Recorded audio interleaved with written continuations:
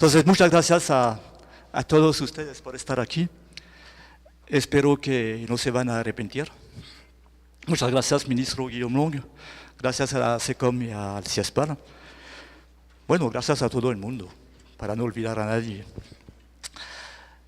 En América Latina, si me permiten esa reflexión de europeo, los golpes de Estado han presentado una rica variedad.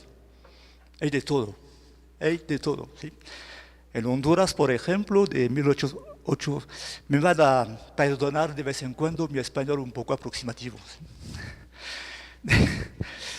En Honduras, de 1824 a 1900, o sea, en 75 años, se han sucedido 99 presidentes, ¿sí?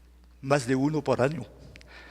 En Guatemala, que en realidad en aquel tiempo pertenecía a la United Fruit Company, la bananera, el pulpo, como la llamó el premio Nobel de Literatura guatemalteco Miguel Ángel Asturias. El gobierno de centro-izquierda de Juan José Arevalo quiso abolir la práctica del trabajo forzoso, quiso autorizar la creación de sindicatos, ha tenido que sufrir 28 golpes de Estado.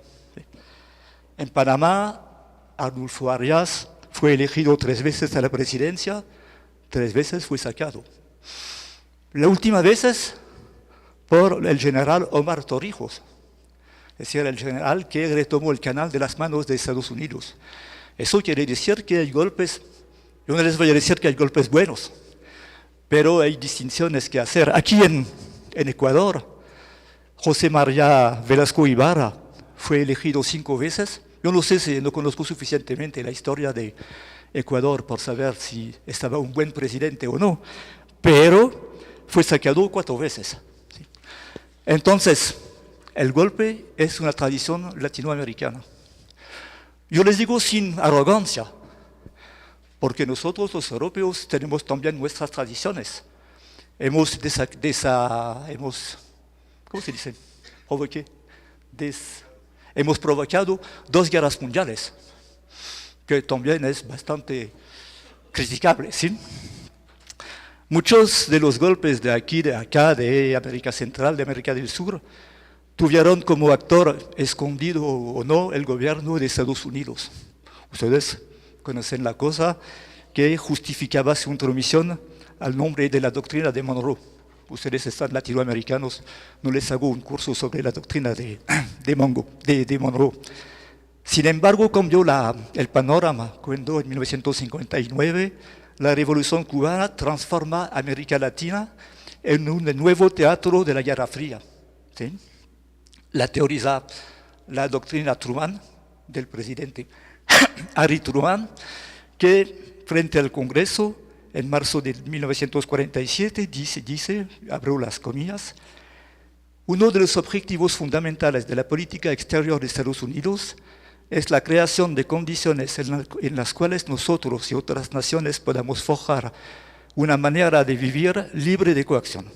Creo que la política de Estados Unidos debe ayudar a los pueblos que luchan contra las minorías armadas o contra las presiones exteriores, entonces entender el comunismo, o tal vez hoy en día el populismo, o la izquierda, que intentan soslayarlos. Y así nace la doctrina de seguridad nacional, que va a martirizar a América Latina durante años. Un detalle, esta noción de seguridad nacional, ostensiblemente invocada, no constituye la única preocupación de Estados Unidos. Podríamos añadir una precisión. Habrá amenaza comunista, o amenaza populista, o amenaza izquierdistas, por todas partes donde un gobierno o grupos sociales amenazan los intereses económicos de Estados Unidos. Así que de los años 90, 80, 60, 70, tenemos más o menos el mismo panorama hoy en día. Yo corto un poco porque yo sé que soy largo. No tengo que obedecer. Entonces, lo que siguió después, ustedes lo conocen mejor que yo, a partir de 1964, el golpe de Estado que a João Goulart en Brasil, Va a haber en Chile, en Uruguay, en Argentina, en Paraguay, en Perú, por todas partes. Los gobiernos constitucionales elegidos democráticamente están sacados del poder por la violencia y por la más grande satisfacción de Washington, ayudado por la CIA, que conocen bien, y también en aquel tiempo la Escuela de las Américas, el Centro Continental de Formación de Lucha Antisubversiva, de donde habían salido en esa época 60.000 oficiales latinos de 22 países, algo enorme. Entonces, todo eso sueña lejos, pero no lo es tanto, no lo es tanto. Concluida la Guerra Fría, las dictaduras perdieron protagonismo, se inauguró en la década de los 90 un momento que vamos a llamar dulce, ¿sí?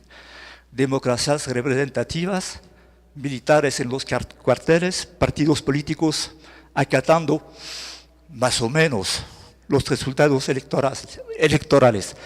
Disculpe, yo estoy un poco estresado porque habitualmente no me gusta mucho hablar en público, en francés, entonces en castellano es más complicado.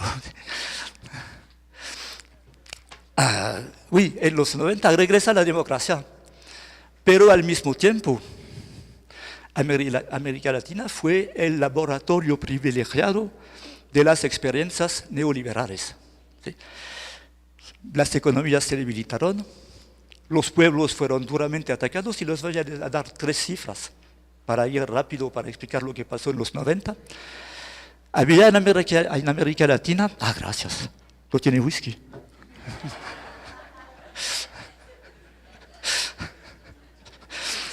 Habían en América Latina 120 millones de pobres en 1980.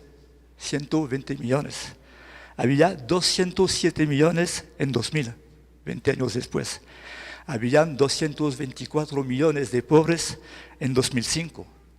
Es decir, que se duplicó el número de pobres durante esta época bendita, ¿sí? de retorno de la democracia. 43, al final de los 90, 43% de la población estaba por debajo del umbral de la pobreza, 18.6% en la indigencia. Hasta que, de repente, surgen nuevos líderes que ustedes conocen. Líderes que no venían de los partidos tradicionales, que estaban sindicalistas, que estaban un militar. Entonces Hugo Chávez, Ignacio Lula da Silva, Néstor Kirchner, ahora Cristina, Evo Morales, Rafael Correa, Daniel Ortega, que regresó, Manuel Zelaya, Fernando Lugo. También surgen nuevos organismos que, más o menos, ponen en jaque a la OEA, el Ministerio de Colonias de Estados Unidos, ¿sí? El ALBA, UNASUR, la CELAC, que efectivamente, y lo vemos también ahora, le quita protagonismo a la OEA. Entonces, parece muy lejos el tiempo en que en junio de 1970, antes de contribuir al golpe que derrocó a Salvador Allende, Henry Kissinger declaraba, hablando de Chile, yo no veo por qué tendríamos que quedarnos cruzados de brazos ante un país que se vuelve comunista por la irresponsabilidad de su propio pueblo. ¿Parece lejos? No tanto, no tanto. Porque en los 90, muy a menudo, flotaba en el aire una pregunta. Ok, regresó la democracia, pero ¿qué pasará el día en que un gobierno democráticamente elegido, considerando devastadores los efectos de un modelo que, presentado como universal, entre comillas, anunciara que ya no sigue los dogmas neoliberales y que cambia las reglas del juego? Y se conoce la respuesta. Y se podría retomar la declaración de Henry Kissinger.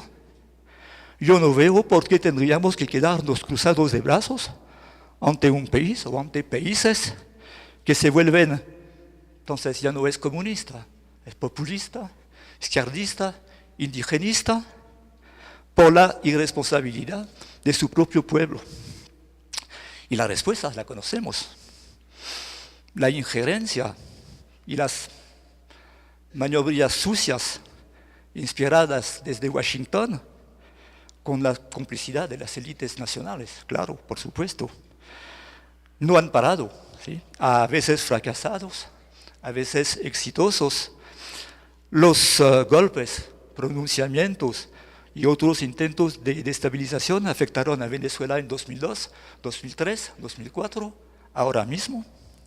Haití en 2004, Bolivia en 2008, Honduras en 2009, Ecuador 2010, ustedes conocen el caso, no les voy a hablar de lo que pasó aquí, lo saben mejor que yo, y Paraguay 2012.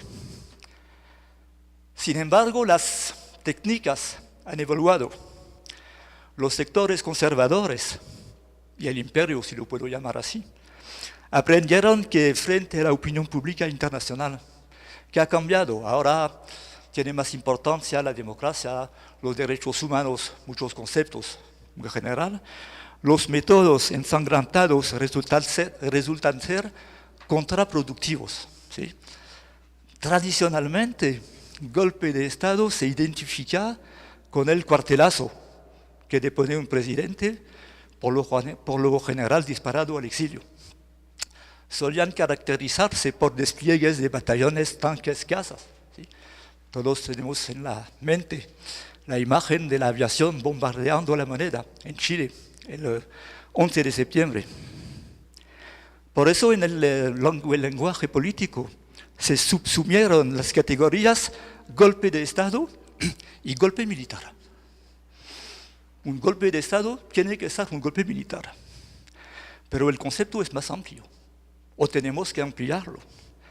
Hay un golpe de Estado cuando uno de los poderes públicos se sobrepone inconstitucionalmente sobre otro por la fuerza abierta o encubierta. Y eso es lo que pasó aquí el 30S. ¿Sí? Uno de los poderes públicos, en este caso la policía. ¿Sí?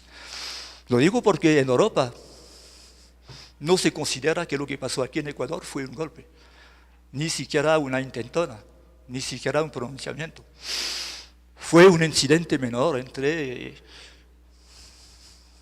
un movimiento social de policías y un presidente un poco imprudente. ¿Sí?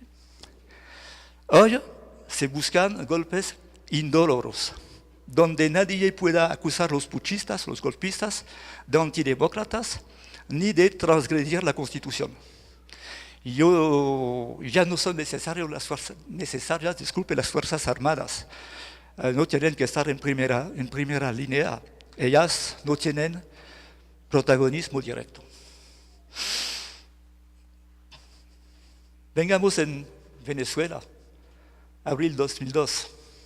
Se dio en este país un efímero, por suerte, golpe de Estado cívico-militar contra el presidente Hugo Chávez. Demolido en las elecciones, los dirigentes de la oposición convocan a protestar. Durante los meses anteriores, muy importante, los medios de comunicación venezolanos han bombardeado la opinión pública.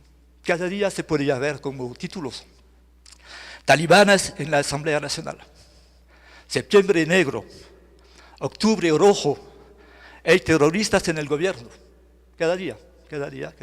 Puede parecer folclórico, pero fue una campaña permanente y sigue, de insultos, de calumnias, de ataques, de difamación, una máquina de propaganda y de desinformación.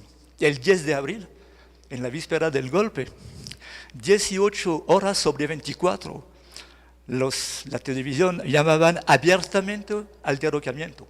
Cada 15 minutos tenían una pantalla de publicidad. ¿Sí? Cada 15 minutos, yo lo vi. ¿Sí? Mañana, 11 de abril, todos en la calle, ni un paso atrás. Así que se puede decir que en Venezuela los medios de comunicación participaron directamente al golpe. El 11 de abril, ustedes tienen una marcha, yo diría respetable, porque la oposición en cualquier país es respetable, de 300.000 personas. Caminan en calma en la mañana, hasta el término previsto de la manifestación. Muy importante, esta marcha, 300.000 personas. Para la comunidad internacional, está puesto en escena el primer elemento de la manipulación. Quien manifiesta es la sociedad civil. Muy importante, la sociedad civil. ¿Sí? Y poco importa que la mayoría del país, porque eso es una minoría, también haga parte de la sociedad civil. Los chavistas son parte de la sociedad civil, que presentan únicamente la oposición como la sociedad civil. Es una palabra mágica para difundir afuera, entre otros, en los países foráneos. Podemos reemplazar sociedad civil por estudiantes. Suena bien. En Europa, que hemos conocido en los años 1968, los estudiantes en revuelta contra un poder autoritario, funciona bien. Si uno mira lo que está pasando actualmente en Venezuela, se da cuenta que en las detenciones hay como 15% de estudiantes. El resto son adultos o delincuentes pagados. Bueno, pero para la prensa internacional son los estudiantes levantados contra el gobierno. Entonces, vamos para la sociedad civil. Los líderes este 11 de abril desvían la manifestación y llaman a marchar sobre Miraflores, el Palacio Presidencial. Eso en un país democrático como la Francia no se hace. No se hace. Si usted tiene la autorización para hacer una manifestación hasta la Bastilla, es hasta la Bastilla. Es impensable decir ahora vamos al Élysée a sacar al presidente. Bueno, para acreditar la idea de multitudes, de multitudes pacíficas enfrentando una dictadura, hace falta unos mártires. Hace falta mártires. Entonces la multitud es infiltrada por agentes provocadores para incitar a una represión. Y generalmente, que el gobierno lo quiera o no, la represión es violenta. ¿Sí? Y así que tienen imágenes, lo que está pasando ahora. ¿Sí? Tienen imágenes para impresionar la opinión pública. Y más que todo, unos francotiradores escondidos sobre las terrazas de los edificios matan chavistas y gente de la oposición, creando un caos total. ¿Sí? Una de las escenas, habló sobre ella el ministro, es en el sitio que se llama Puente Llaguno, donde están agrupados los chavistas para proteger al presidente. ¿Sí? No saben que hay una cámara de televisión en una terraza. Y entonces ellos están agredidos por francotiradores. Entonces 5 de ellos toman una arma y disparan, ¿sí? Para defenderse. La cámara filma. Y durante todo el día se va a ver en las pantallas de televisión esos chavistas disparando, pero no se sabe en contra de quién. Y el comentario es, miren, el presidente les envió para disparar sobre la manifestación pacífica. Y eso funciona. La manifestación, yo estaba en el Puente Llaguno, estaba a 400 metros, no estaba aquí. Fue una manipulación mediática mayúscula, realmente mayúscula. Eso es el pretexto para que un grupo de militares arrestase al presidente, acusado de haber enviado sus milicias, sus camisas negras, cualquier cosa, ¿sí? A los círculos bolivarianos a reprimir la oposición. Eso también es el pretexto para que se forme un gobierno provisional encabezado por Pedro Carmona, Pedro el Breve, porque duró 2 días, ni siquiera un día. ¿Sí? El presidente de Fede Cámaras, la Asociación de los Empresarios. ¿Sí? Y eso permite al vocero de la Casa Blanca, Henry Fleischer, de felicitar el ejército y la policía venezolana, abro las comillas, por su rechazo de disparar en contra de manifestantes pacíficos y de concluir, unos simpatizantes de Chávez dispararon en contra de esa gente y eso llevó rápidamente a una situación que le obligó a dimitir. En realidad, lo sabemos, nunca renunció el presidente Chávez. Yo vi en la mañana del 12 uno de los presentadores estrellas de la televisión, de Venevisión, enseñar en la pantalla la carta de renuncia de Chávez y leerla. Ella no existía. Fue una manipulación total. Bueno, es un caso extremo, Hubo, bueno, Bolivia. Discúlpeme, yo bebo un poco de agua, ¿pueden hablar?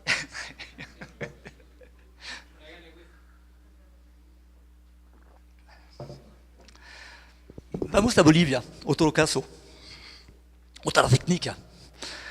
El 18 de diciembre de 2005, Evo Morales es elegido presidente con, de Bolivia, 53% de los votos.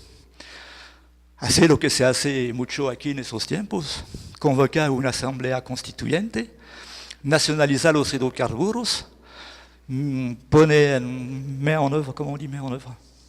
Lanza programas sociales. ¿Sí? Ya intervienen los medios de comunicación bolivianos. El imaginario montado por la prensa boliviana es que ese país se va al comunismo totalitario al estilo de la Unión Soviética. Yo no exagero, son las fórmulas exactas. ¿Sí? Tampoco eso no le gusta mucho a Estados Unidos. Entonces, ¿cómo vamos a desestabilizar a Evo Morales? Un poco complicado. Pero,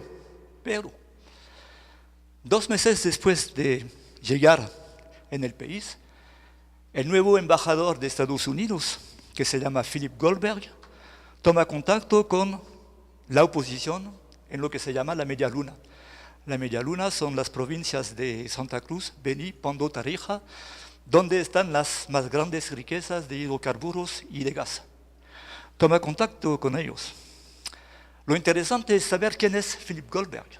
Philip Goldberg, de 2004 a 2006, estaba jefe de la misión de Estados Unidos en Kosovo,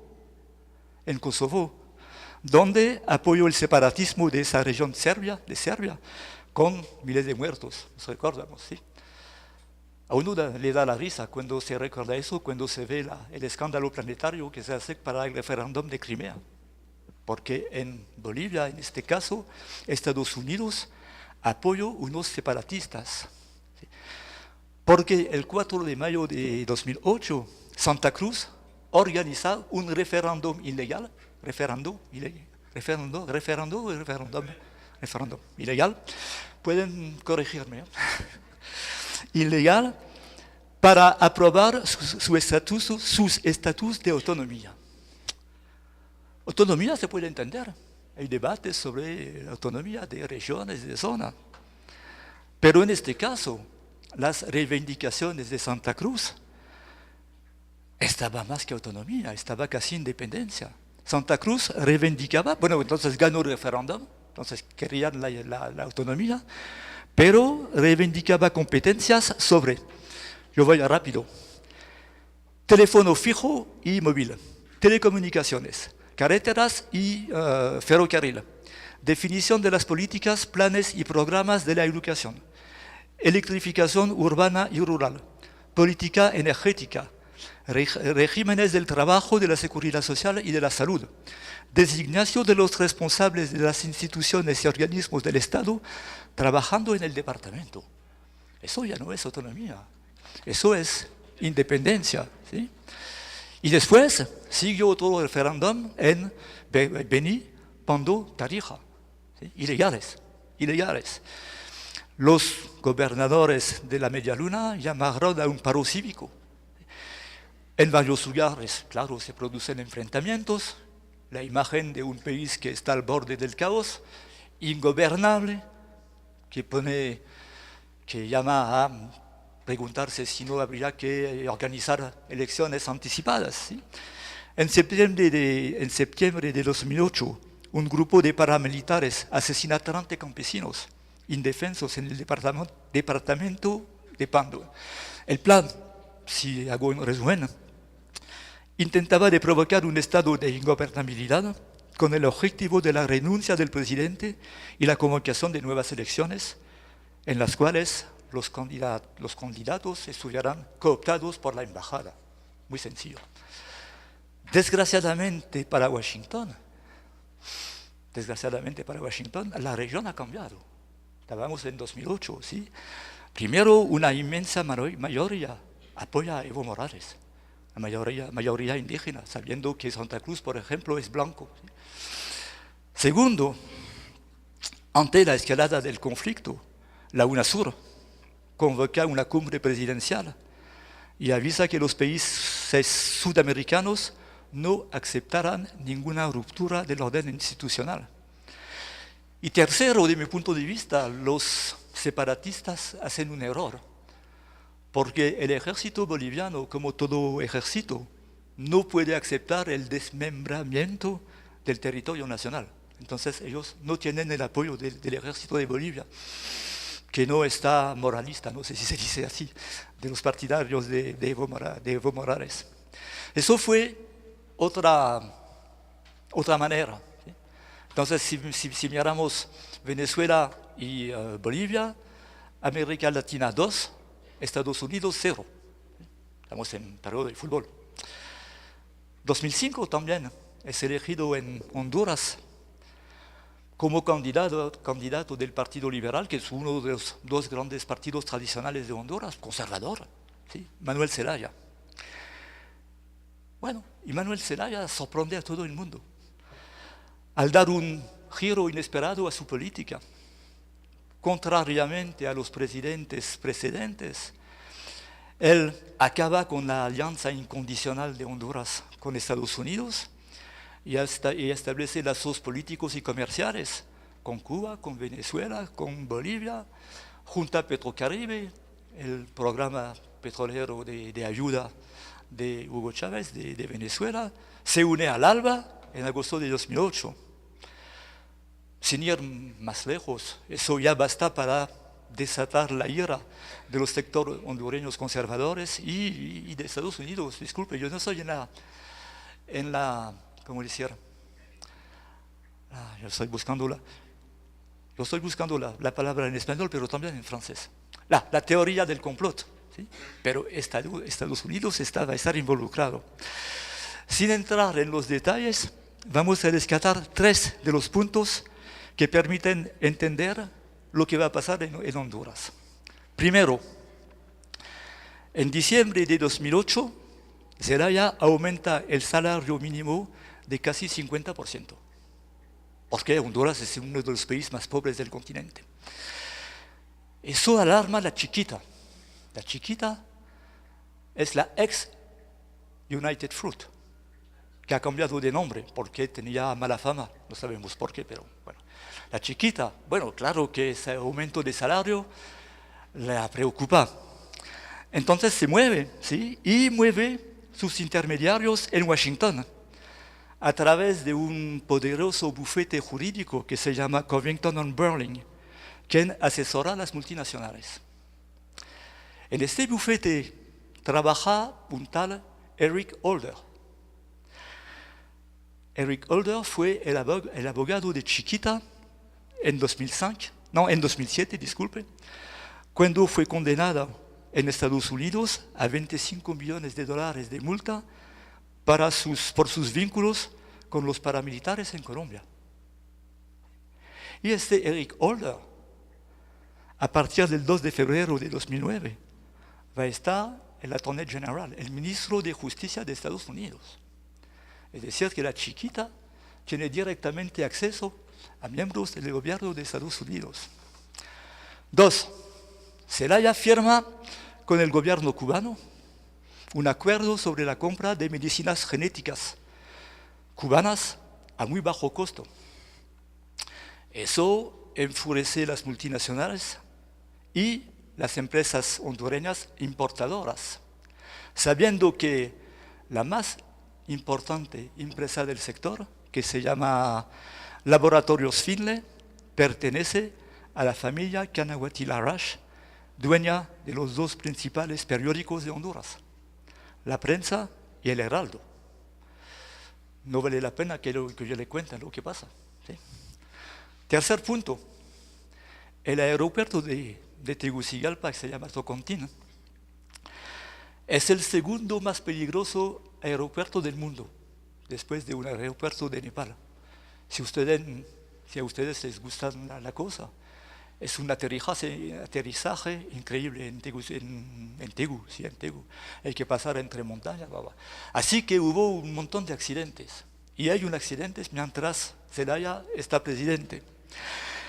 Entonces, él decide que ya basta y que van a trasladar este aeropuerto peligroso hasta Palmerola, a como 40 kilómetros de Tegucigalpa, donde hay el aeropuerto, la pista más grande de América Central, pero que es una base militar de Estados Unidos, donde hay 600 Marines. Entonces, ¿qué?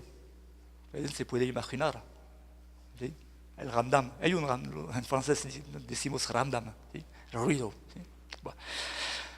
¿Cómo organizar un golpe tan discreto como indoloro o relativamente indoloro? Entonces, bueno, ya lo hemos entendido, la gorilada se ha sofisticado.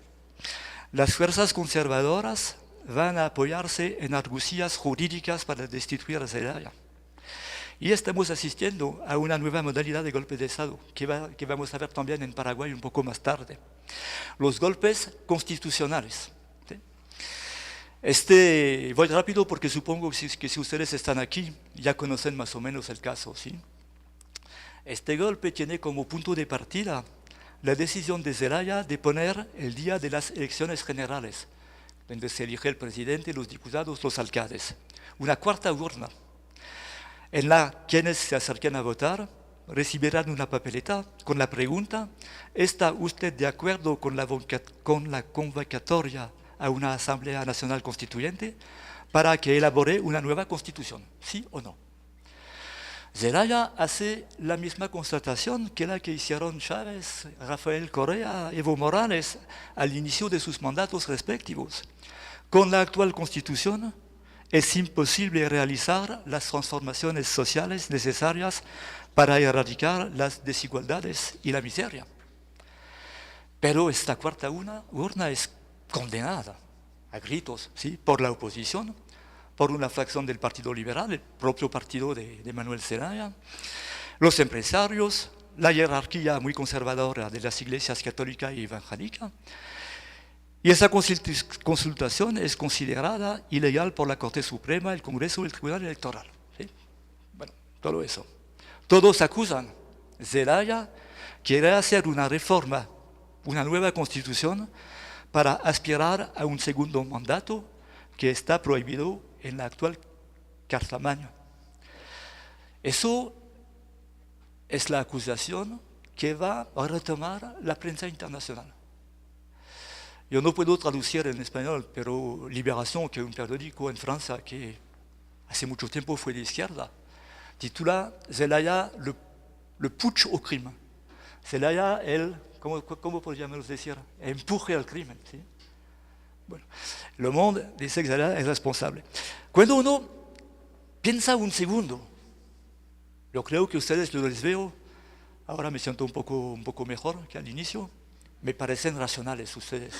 Más o menos racionales, no todos, pero racionales.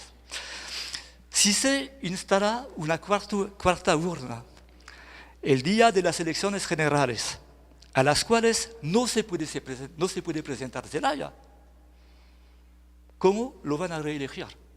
Eso no tiene ningún sentido, pero va a funcionar. Y la explicación la van a recalcar la prensa nacional, y muy a menudo la va a repetir la prensa internacional sin ninguna reflexión. Así que el 28 de junio de 2009, Zelaya es secuestrado por un comando militar, puesto en pijama en un avión, rumbo a Costa Rica. Si ustedes conocen un poco América Central, entre Tegucigalpa y San José de Costa Rica hay 30 minutos de vuelo, pero el avión tiene que hacer una escala en Palmerola, en la base de los gringos, que no ven nada, que no saben nada, que no están al corriente, que no han visto. Yo les propongo que hagamos una experiencia. Tomamos un avión y vamos a aterrizar en una base militar de Estados Unidos y vamos a ver lo que pasa, si nos van a venir a preguntarnos qué están haciendo aquí, quién está en el avión y qué está pasando. Bueno, pero pasamos. El interés de la cosa es que en este asunto las Fuerzas Armadas al final ocupan un lugar secundario, porque, primero, una parte del poder legislativo y judicial legitiman el golpe de Estado.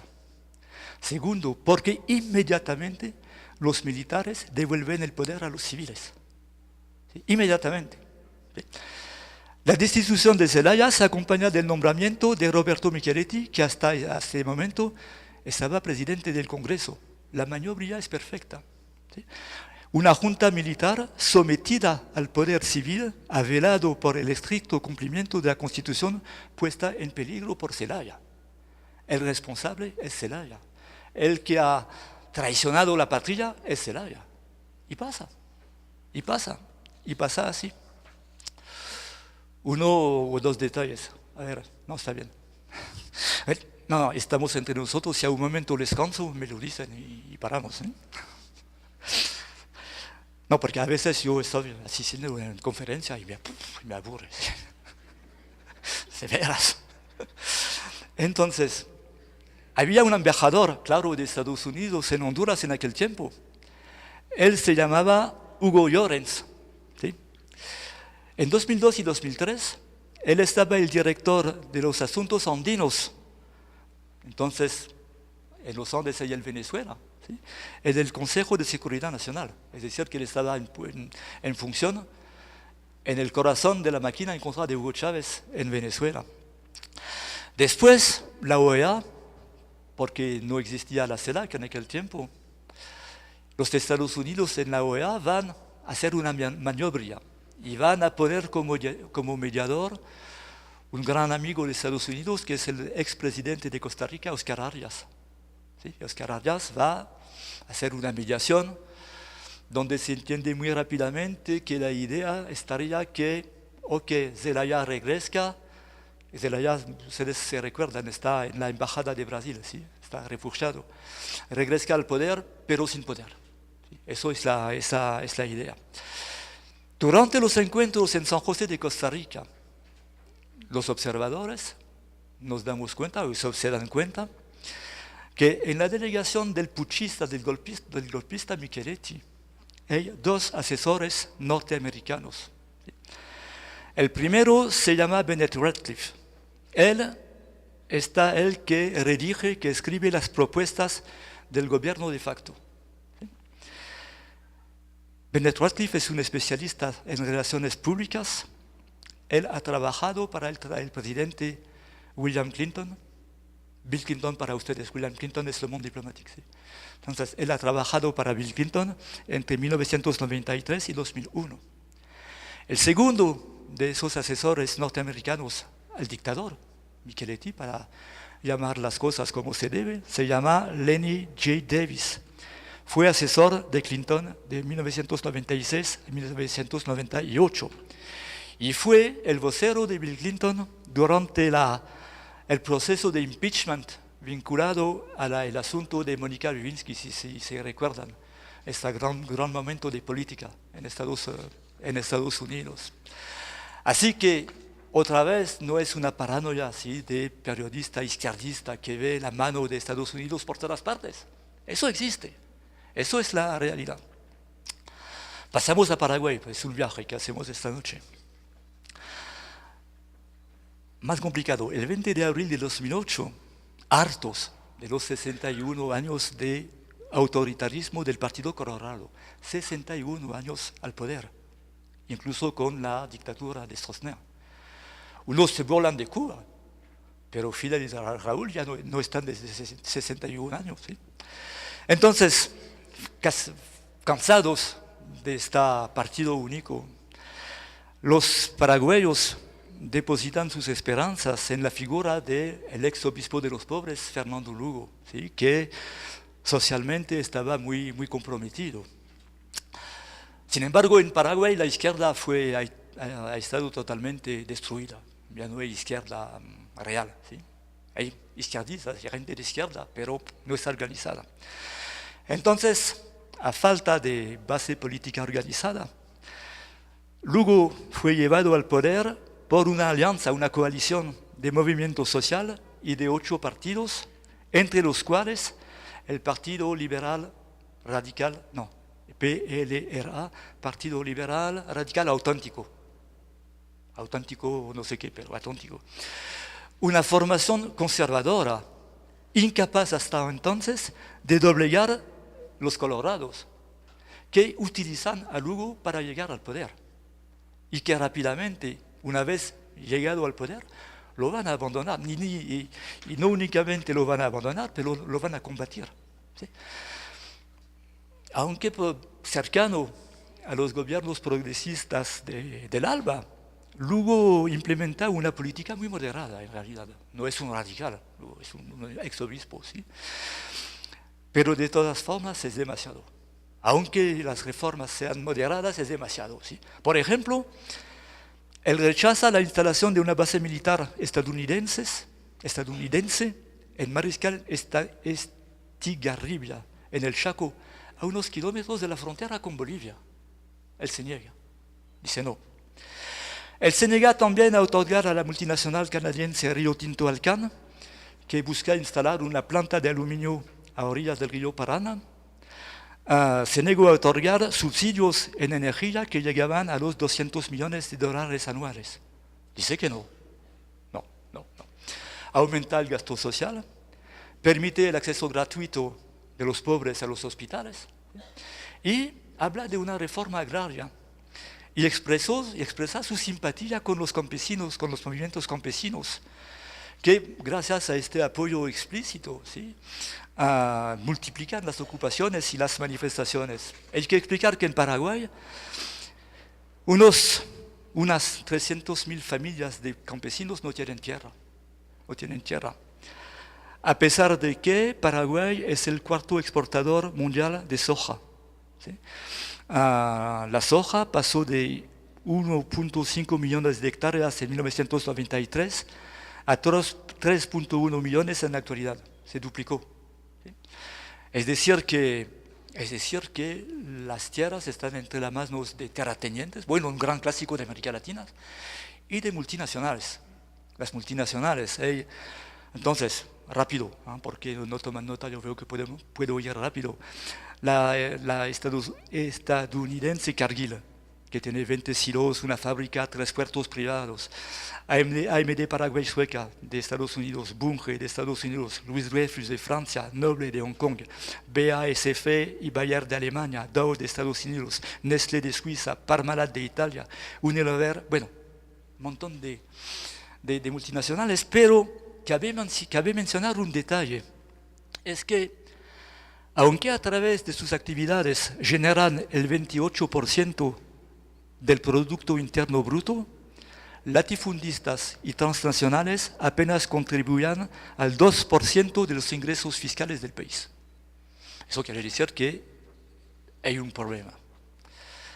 En este panorama, luego de apoyarlo por mero oportunismo, el PLRA, con el vicepresidente a la cabeza, Francisco Santos, se vuelve en contra del jefe de Estado. A cada rato dicen, hay que destituirlo, lo vamos a destituir. Él está enfermo, tiene un cáncer un momento, lo vamos a destituir. Y la Unión de Gremios de la Producción apoya también. Yo quisiera que se paran un momento sobre un detalle que les voy a dar, porque es realmente muy interesante. Esta Unión de Gremios de la Producción, un poderoso lobby, pide que se introduzcan nuevas variedades genéticamente modificadas. ¿Se dice así en castellano? ¿Sí? Bueno. ¿Cómo se dice? Transgénico se dice. Ok, me han entendido, ¿sí? OGM en francés. Más corto. Entonces, que se introduzcan nuevas variedades de maíz, de algodón y de soja. ¿Sí? Y hay una variedad que fue introducida en contrabando desde Brasil hace mucho tiempo y que al final, bueno, dijeron, ok, está bien. Bueno. ¿Cuál va a estar la manera de sacar Lugo del poder? Le cuento rápido, si puedo. A unos 400 kilómetros de Asunción, cerca de una pequeña ciudad que se llama Curuguati, una ciudad, disculpe, lo digo como en la vida, una ciudad de mierda, ¿sí? Pero donde a cada esquina hay un banco. ¿Sí? Hay sin tierras que ocupan pacíficamente una propiedad de la que se apropió Blas Riquelme, expresidente del Partido Colorado, que tiene una empresa de 70.000 hectáreas, ¿sí? Y que se sabe que la tierra que reivindican los campesinos, 1.000 hectáreas, están del Estado. ¿Sí? Están del Estado. Todo el mundo lo sabe. Hay un decreto número 3000, sí, bueno, y todo eso. Sin embargo, el 15 de junio de 2012, más de 300 policías fuertemente armados irrumpen para desalojar por séptima vez en 10 años a los 60 campesinos presentes en ese momento en el campamento. ¿Sí?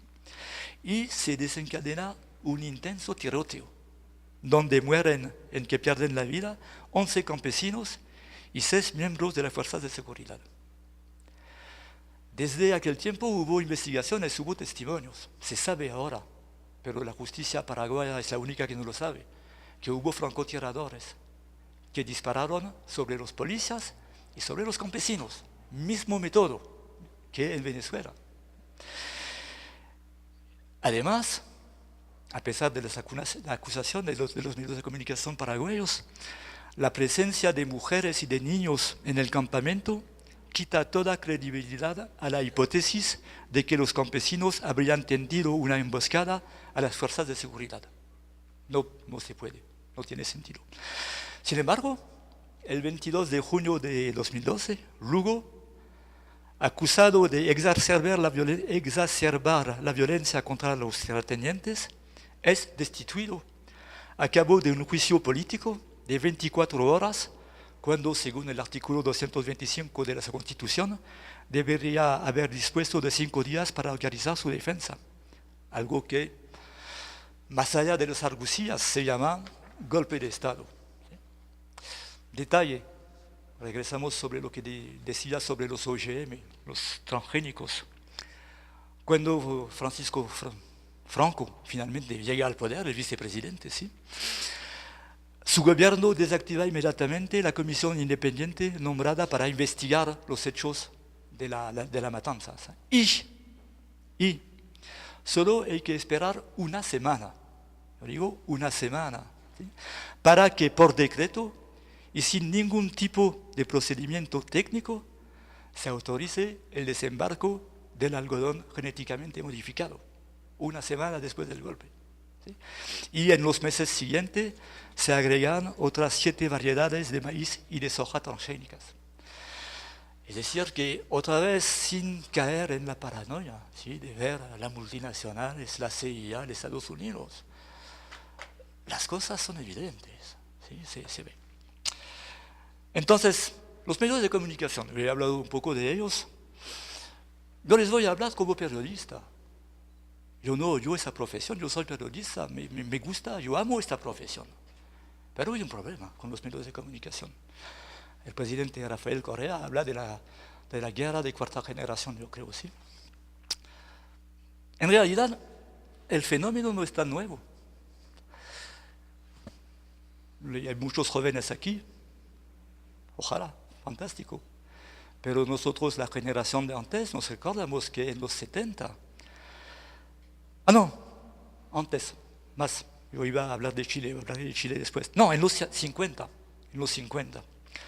varios periódicos y canales de radio fueron movilizados para preparar el derrocamiento del presidente Jacobo Arbenz en Guatemala. ¿Sí?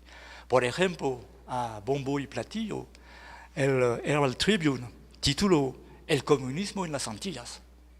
Y fue seguido en los años 50, ¿sí? Por el New York Times, Newsweek, UPI, el Christian Monitor, el Miami Herald, sin hablar de la prensa latinoamericana. Organizaron la campaña para preparar el golpe de Estado en los 50. No es nuevo. ¿Sí? Al inicio de los 70, ya llegamos a Chile. El golpe fue preparado por la línea editorial de un diario que se llama El Mercurio. Hay chilenos en la sala, o por lo menos hay uno, lo sabemos, ¿sí? Pero el Mercurio, hoy en día se llama también el Mercurio, es el mismo, ¿sí? Pero también se llama el Heraldo y la Prensa en Honduras. Se llama el Nacional o el Universal en Venezuela, La Razón en Bolivia, El Tiempo y Semana en Colombia, El Comercio y el Universo en Ecuador. Sí, El Tiempo, sin olvidar The Wall Street Journal, The Miami Herald, El País en España, Libération y Le Monde en Francia. El Mercurio ha fait des petits en français, hizo pequeños, hizo hijos. ¿Sí? Hoy en día estamos rodeados del Mercurio. En el Estado moderno, los medios de comunicación son el principal instrumento para orientar la opinión pública y llevarla hasta los objetivos que se desean, al punto que se convirtieron en arma de guerra. ¿Sí? Arma para la guerra cultural, la guerra psicológica, la de desinformación y la de propaganda. Y en esos últimos años con un último frente, que son Internet y las llamadas redes sociales. En el contexto latinoamericano, donde los partidos tradicionales salieron del periodo neoliberal totalmente desacreditados, ¿sí? Descalificados, gran parte de la prensa privada se ha convertido en actor político, es decir, que reemplazan los partidos políticos tradicionales. Y en realidad ya no se trata de información. Entonces, ¿cómo funciona? La desinformación tiene sus reglas. Pensamos en la crisis en Venezuela en 2002 o aquí en Ecuador, en Bolivia, bueno, todo lo que hemos hablado hasta ahora. La crisis que precede el conflicto, el nudo duro del conflicto, está empujada a su paroxismo. El jefe de Estado enemigo, porque hay que llamarlo así, el jefe de Estado enemigo es satanizado y presentado como un aventurero, un populista, un dictador, un tipo autoritario, incompetente, peligroso. ¿Sí? Bueno, yo nunca voy a olvidar el 12 de abril de 2002 en Venezuela, en Caracas, porque fue una noche donde nadie ha dormido. ¿Sí? A las 6:45 de la mañana, en Venevisión, principal canal de televisión en aquel tiempo, el animador estrella Napoleón Bravo recibe actores del golpe de Estado. ¿Sí? No se sabe dónde está Chávez, fue secuestrado. Se puede pensar que el golpe a reusado, es un éxito. ¿Sí? Y el director de un instituto de sondeos que se llama Víctor Manuel García habla de su papel, ¿sí? En el centro de operación de los militares en Fuerte Tuna, que es el Ministerio de la Defensa de Venezuela. Y él dice, abro las comillas, a un momento nos faltaban las comunicaciones, entonces de los militares, no tenían comunicaciones entre ellos. Y tengo que agradecer a los medios por su solidaridad, toda la cooperación que nos brindaron para conseguir esas comunicaciones con el exterior y repercutir las directrices que me indicaba el general González González. Y en esta entrevista, también el viceamiral Héctor Ramírez Pérez, golpista, ¿sí? Que termina diciendo, pero yo insisto, para agradecer a los medios de comunicación. Y efectivamente, en la víspera, el 11 de abril, día del golpe, en la noche, todo el Estado Mayor de la conspiración, los civiles, estaban reunidos en la sede del canal Venevisión. Estaba el centro de operación, el canal Venevisión. Ulteriormente, el 13, el presidente de la Asociación de las Televisoras Venezolanas va a firmar el decreto que disuelve la Asamblea Nacional y participan todos, Venevisión, RCTV. Habrá un escándalo internacional un poco más tarde cuando el presidente Chávez no va a renovar o renovar la frecuencia, ¿sí? Pero participaron en el golpe, Globovisión, los diarios El Nacional, El Universal. Entonces, paramos un momento sobre Venevisión. Momentico, ¿sí? En aquel tiempo, porque ha cambiado un poco, pertenece a Gustavo Cisneros. Gustavo Cisneros es uno de los hombres más ricos de América Latina. ¿Sí? Es un amigo personal de George Bush, el Papa, porque ustedes saben que Estados Unidos es la única democracia con Corea del Norte donde se puede estar presidente de padre en hijo. ¿Sí? Entonces, conoces un amigo personal de George Bush. Es dueño de Cisneros Group, con el acento, ¿sí? Uno de los más grandes grupos mundiales de telecomunicación. Tiene inversiones, entonces voy a ir rápido porque hay un montón, ¿sí? América Online, Latin America, y tiene como socio AOL Time Warner, AOL Brasil, AOL México, AOL Argentina, AOL Puerto Rico. Es aliado con Hughes Electronic en DirecTV Latinoamérica, el líder de la televisión satelital en Latinoamérica y el Caribe, más de 180 canales. Más de 180 canales. Es uno de los más importantes accionistas de Univision. Univision es una telaraña que agrupa entre otros a Televisa de México, CNN en español, El Nuevo Heraldo, El Diario de las Américas, eso en Miami, El País de España, la Revista Semana de Colombia, El Universal, El Nacional y Globovisión de Venezuela y demás repetidoras de las propagandas del Departamento de Estado, ¿sí? Y también está presente este grupo en la agroalimentación, la industria minera, la restauración fast food rápida, la informática, las telecomunicaciones y es dueño de Coca-Cola en Venezuela. Entonces se pueden imaginar el grupo que representa eso. Si hablamos de Honduras, 10 familias han financiado el golpe de Estado. Fue planeado por un grupo empresarial liderado por Carlos Roberto Facuse, expresidente de Honduras y dueño del periódico La Tribuna, ¿sí? Que junto con la prensa y el Heraldo y los canales de TV 2, 3, 5 y 9 fueron el pilar fundamental del golpe. Cuando el presidente Zelaya estaba en el poder, a un momento se dio cuenta que la prensa, los medios de comunicación no repercutaban todo lo que hacían de bueno. Sí, criticaban, pero entonces él ha tenido que crear una radio y una televisión pública, no existían en Honduras. ¿Sí? Bueno, había una guerra terrible. El Heraldo y la prensa, otras armas del golpe, pertenecen a Jorge Pepsi Canaguatl Larache.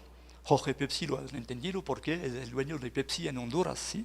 Pero también es dueño de las franquicias de Pizza Hut, Kentucky Fried Chicken, 7-Up, Enjoy, Team, Gatorade, etc. Y, claro, por supuesto, uno de los dirigentes del conservador Partido Nacional. Si ustedes quieren disfrutar 2 minutos, ¿sí? Un poco de tiempo para respirar, les voy a dar el ejemplo rápido, muy rápido, de la pluralidad de los medios de comunicación en Honduras. ¿Sí? Pero rápido. Yo leo, ya leía, pero yo leo más. ¿Sí? Diarios, revistas e imprentas. Dueño Jorge Canaguatl Larache. La prensa, El Heraldo, Yes, Estilo. Carlos Flores Facuse, La Tribuna, Litopress Industrial. Rodrigo Wong Arevalo, Hablemos Claro Financiera, AES Deportiva, Cromos. TV, Cable, Internet y Telefonía, Rafael Ferrari. Grupo Televicentro, Canal 5, Telecadena 7 y 4, Telesistema 3 y 7, Mega TV, Multivision, Multidata, Multifon, Televicentro Online. Las radios, Rafael Ferrari, dueño de Emisoras Unidas, HRN, Radio Norte, Suave FM, Rock and Pop, Vox FM, XY, 94 FM, Radio Satélite, Radio Caribe, Radio Centro. Miguel Ordóñez Fernández, dueño de Audio Video, Radio América, Radio San Pedro, Super 100, La Moderna, Radio La Ceba. Rodolfo Arias Navas, Comunicaciones del Atlántico, Radio El Paseo, La Ceba, Stereo 92, Stereo 102.5, Romántica 103. Bueno, es en materia de gracias. Venga a hacer la conferencia, por favor. Bueno, se ve que es una cosa increíble. Ahora, como soy europeo, yo quisiera hablarles, para el poco tiempo que me queda, del país, de España. Muy importante, importantísimo. Es uno de los enemigos más fuertes y más duros de todos los gobiernos de América Latina que yo voy a llamar progresistas. Todos. Chávez, Maduro, Correa, Evo Morales, Cristina Fernández, Néstor Kirchner antes, todos. Es el diario español de referencia. En Europa, toda la gente que trabaja sobre América Latina, los periodistas, universitarios, investigadores, estudiantes, leen El País. ¿Por qué? Porque es un diario español Y que todos sabemos que España tiene vínculos particulares con América Latina, en la historia, por la cultura, por los vínculos, bueno, tradicionales. Entonces, España es la referencia sobre América Latina. Además, el país es considerado, porque lo fue hace muchos años, un periódico de centro izquierda.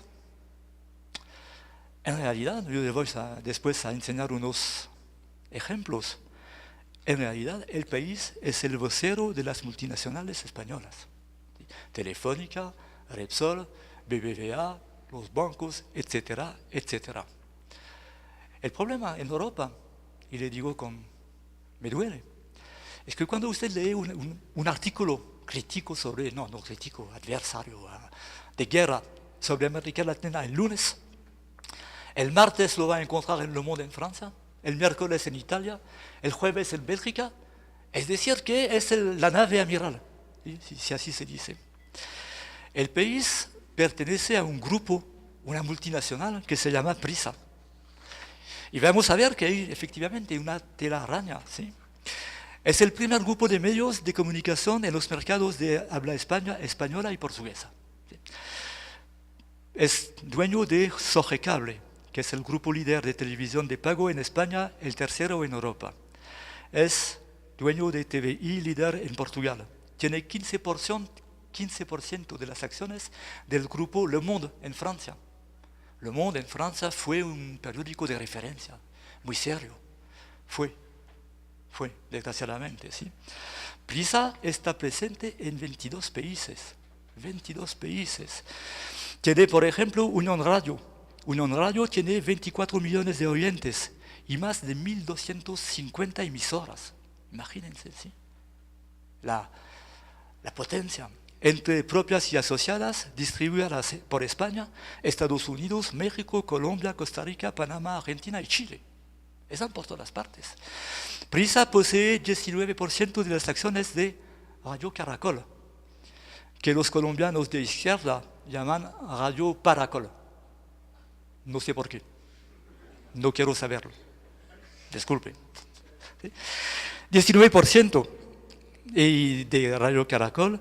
El accionista mayoritario es el poderoso grupo Valvaria, que tiene como principal socio Julio Santo Domingo, el hombre más rico de Colombia, y también como socio el grupo Cisneros.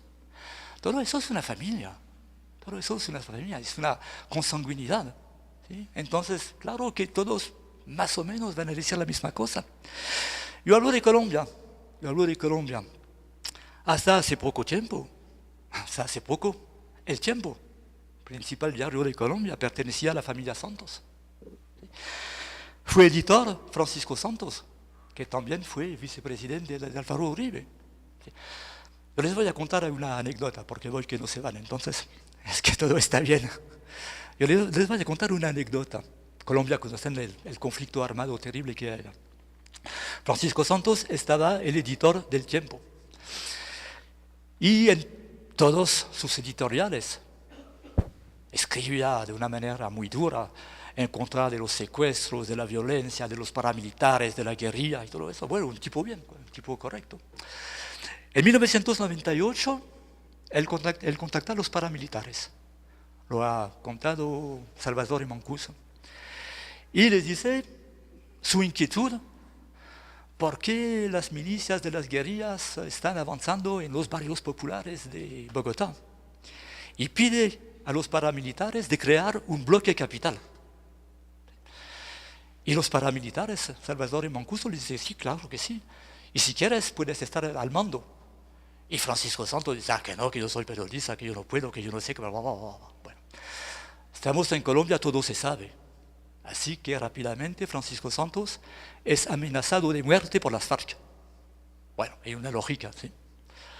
¿Qué hace Francisco Santos? ¿Quiere bien? Y gritando a los derechos humanos, o sea, se va para España. Se va para España, toma el exilio. ¿Y qué hace en España? Él es periodista. Trabaja en el país 2 años. Y se hace muchos amigos de los periodistas del país. Y después regresa a Colombia y es elegido vicepresidente de Álvaro Uribe.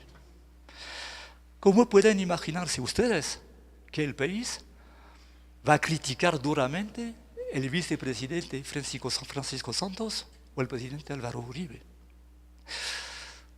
Otro detalle, porque todavía están aquí. Yo no sé cómo fue aquí.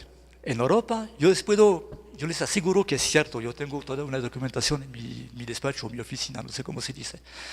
Durante los 8 años de presidencia de Álvaro Uribe, todos, yo digo todos los medios de comunicación, en cada artículo sobre Colombia, escribieron, a partir de lo que dicen los sondeos, 70% de los colombianos apoyan la política de Álvaro Uribe. Yo lo he leído 1000 veces. Hablamos de racionalidad. Yo no sé si soy racional, pero ustedes lo están. ¿Cómo es posible? Álvaro Uribe es elegido en 2002 con 52% de los votos y 53% de abstención. Es decir, que es elegido por menos de 25% de los votantes de Colombia. En 2006 es reelegido con 50% de los votos y más de 50% de abstención. Es decir, 25% de los colombianos. Y nos dicen los medios de comunicación. 70% de los colombianos apoyan a Álvaro Uribe. Pero es algo increíble. Es algo increíble. Me molesta mucho porque yo no soy un enemigo de los periodistas, yo soy periodista, pero no lo puedo creer. Yo no soy más inteligente que los otros. Un poco, pero no mucho. No, bueno, entonces así funciona la cosa. Entonces el país, con esta dimensión que yo acabo de describir. Entonces Chávez ya actúa como un dictador. Voy a hablar mucho de Chávez porque fue el enemigo número 1 durante todos esos años. Chávez ya actúa como un dictador. La violencia desangra Caracas. Entonces, ¿conocemos Venezuela? Sí, es cierto que hay violencia en Venezuela. Pero un periodista que trabaja en serio, tiene archivos. Yo tengo en mi casa esta revista que se llama Red, que es una revista especializada en temas policiales y militares. Este número es de diciembre de 1996, ¿sí? Es decir, 2 años antes de la llegada de Hugo Chávez al poder. Y en esta revista hay un reportaje sobre un grupo de intervención especial de la policía de Venezuela. ¿Sí? Lo enseño aquí. Y en entonces yo no sé cómo se dice en español, el chapeau. El chapeau es esta pequeña parte escrita, ¿ah? Sí, la que voilà, eso es. Entonces, 2 años antes de la llegada de Chávez, yo le voy a leer. ¿Sí? Está aquí. Les enseño para que me crean, por favor. ¿Sí? Con una medida de 80 muertos por balacera cada fin de semana, con ataques diarios en los transportes públicos, con su pobreza, es una revista de derecha, no son izquierdistas, ¿sí? Militares y policías en Europa, con su pobreza en desarrollo exponencial, con una crisis económica y una inflación de más de 1000%, más de 1000% en 96. Los 56% de ahora no son buenos, pero por favor, 1000% en 96. Caracas es, desde algunos años, una de las ciudades y tal vez la ciudad más peligrosa del mundo. Eso es de 1996. Así que un periodista puede escribir: en la lucha contra la inseguridad, el gobierno de Chávez ha fracasado. Pero no se puede escribir lo que podemos leer por todas partes. Desde que llegó Chávez, explotó la delincuencia en Caracas. Eso no es cierto. Entonces, conocer el pasado es, claro, una necesidad para un periodista. Entonces, el narcotráfico penetra en Venezuela. Por supuesto, porque primero Venezuela está arrinconado entre el primer productor de cocaína del mundo, Colombia, y el primer consumidor.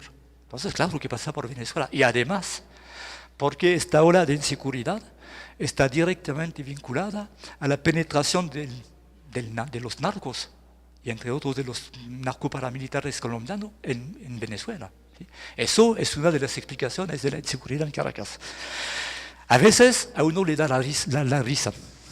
Entonces va a estar complicado porque necesito dos manos, yo ya tengo uno para el micro. Vamos a hacerlo, sin embargo. Mira, yo tengo el mismo número del País, que es del 12 de noviembre de 2009. Aquí tienen dos páginas.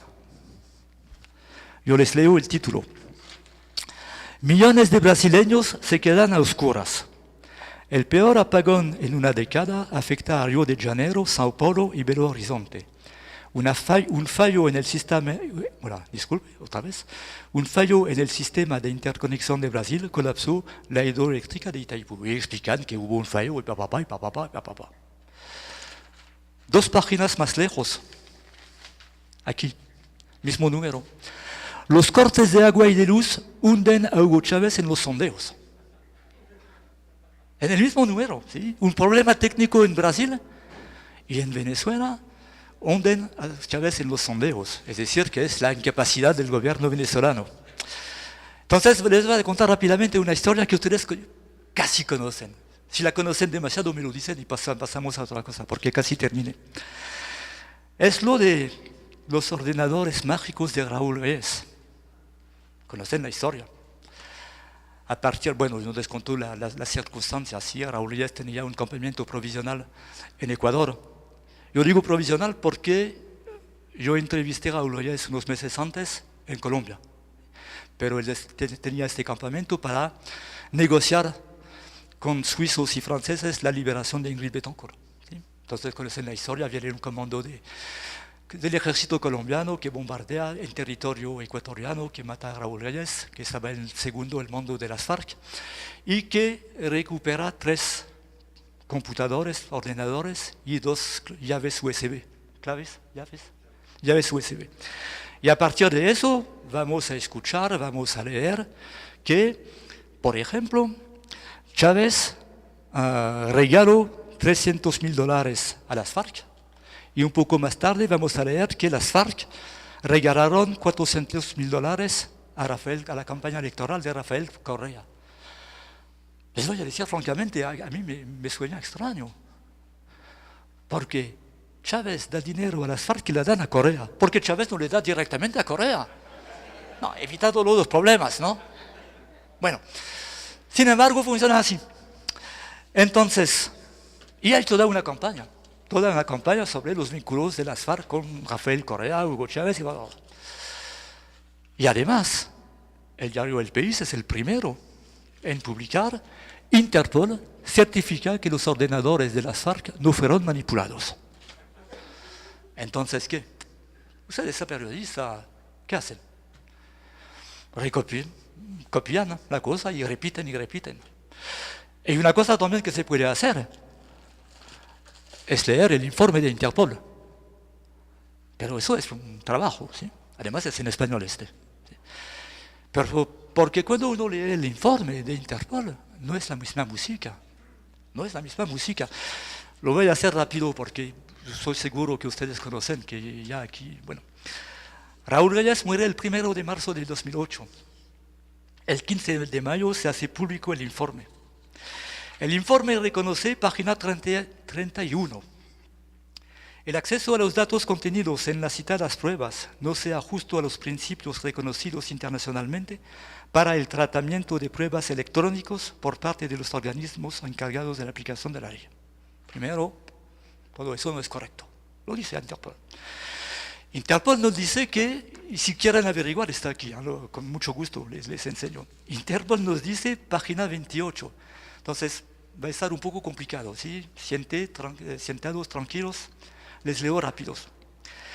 Se encontraron 109 archivos de documentos, 452 hojas de cálculo, 7.989 direcciones de correo electrónico, 10.537 archivos multimedia de sonido y de video, 22.481 páginas web, 37.872 documentos escritos Word, PDF y formato texto, 211.000 imágenes.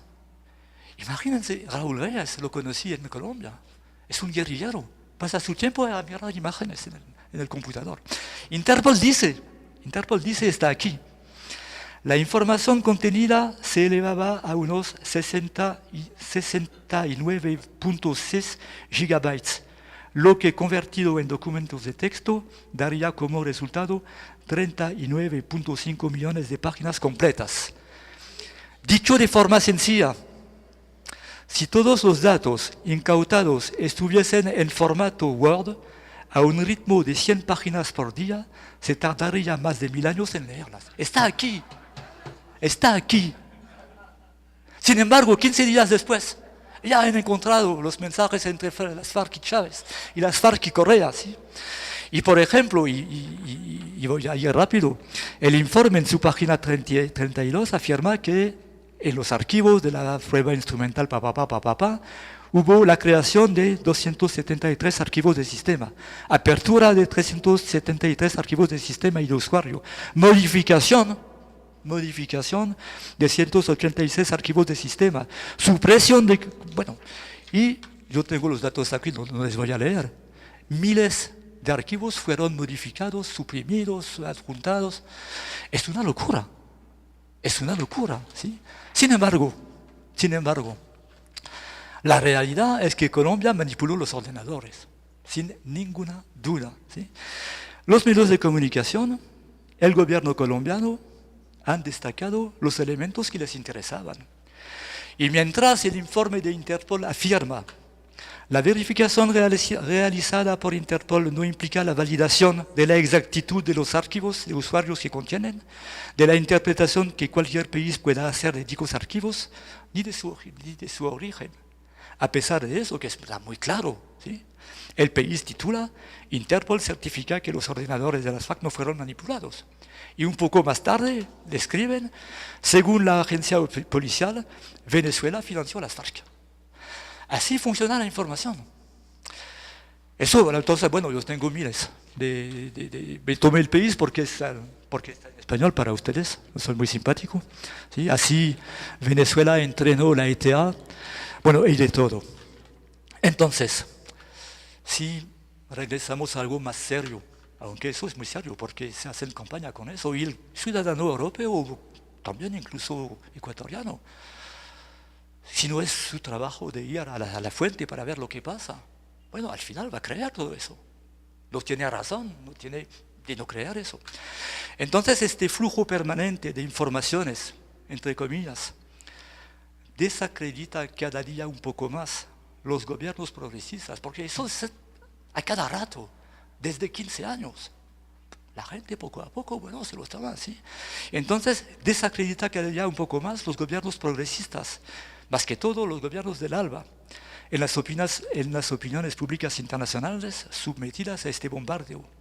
Y cuando surge una intentona, o un golpe, o una desestabilización, estará muy fácil de justificar frente a la opinión internacional el derrocamiento de esos presidentes o gobiernos que han presentado durante meses, semanas y años como casi delincuentes, como populistas, como todo lo que quieren, ¿sí? Es una ofensiva mediática. Ya terminé.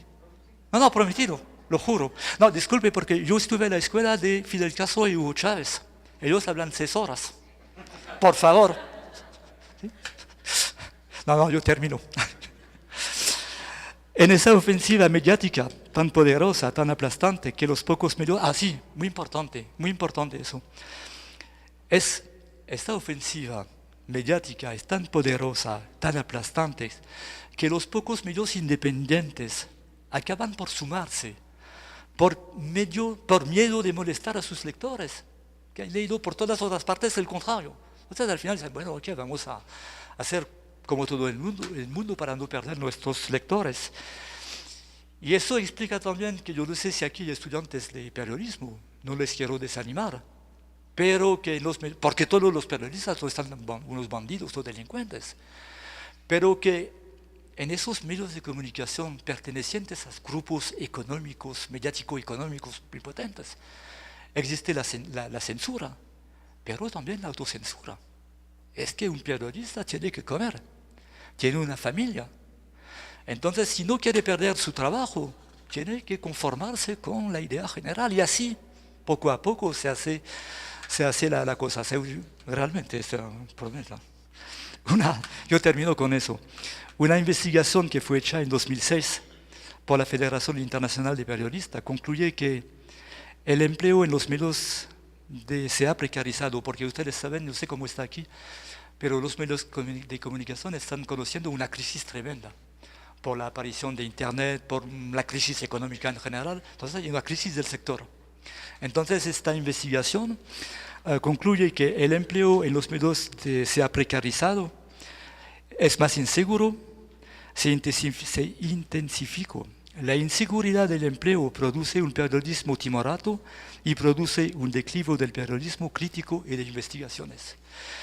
Eso más o menos es lo que en algunas palabras yo quería compartir con ustedes y les agradezco mucho de su paciencia y bueno.